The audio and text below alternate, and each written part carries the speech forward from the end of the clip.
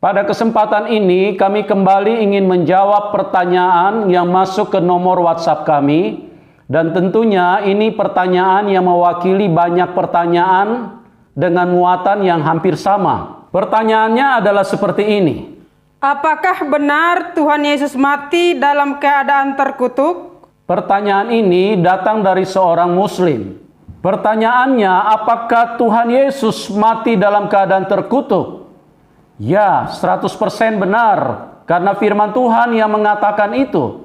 Apa artinya terkutuk?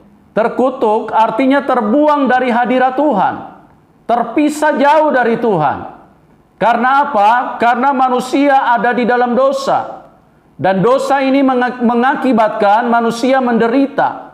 Dosa mengakibatkan manusia jatuh di dalam berbagai macam penyakit. Dan akhirnya manusia harus mengalami kematian yang sangat mengerikan. Apa artinya kematian?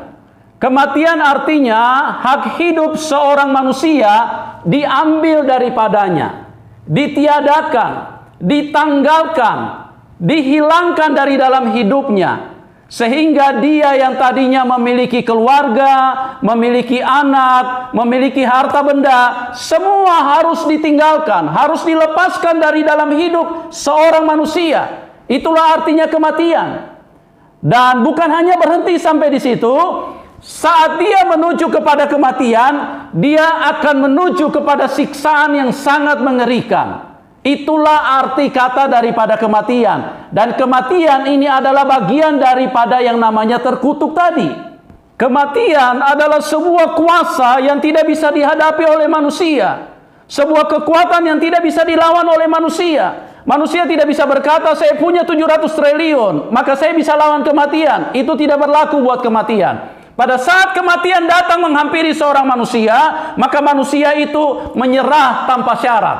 Karena kematian jauh lebih kuat daripada kekuatan apapun yang ada di dalam dunia ini. Bukankah manusia sangat takut dengan namanya penderitaan? Karena manusia tidak siap hidup susah. Manusia tidak siap dengan kesengsaraan hidup.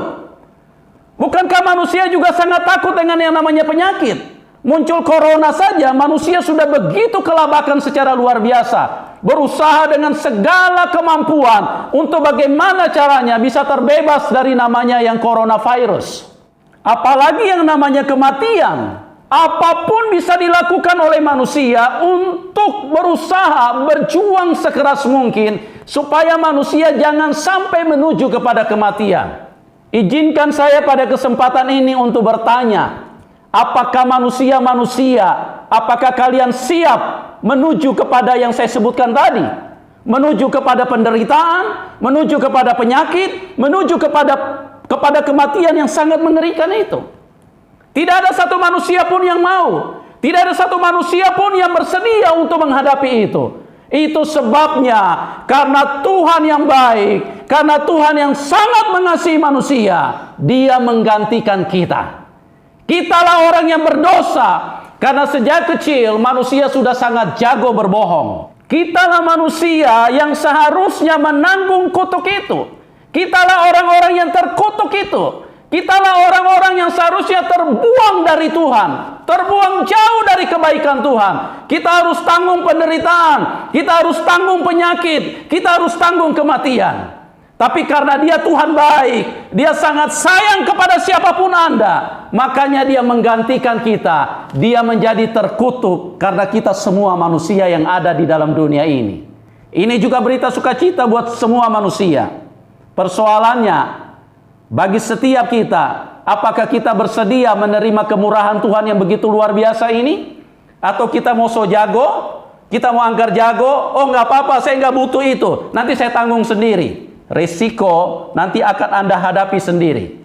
Kenapa Tuhan mau mengambil rupa manusia dan mau menjadi terkutuk di atas kayu salib? Yang pertama, karena Dia Tuhan yang sangat baik.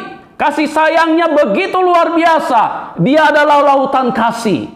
Dia begitu sayang kepada semua manusia. Dia yang tanggung penderitaan itu. Dia yang disiksa. Dia yang dibunuh di atas kayu salib itu.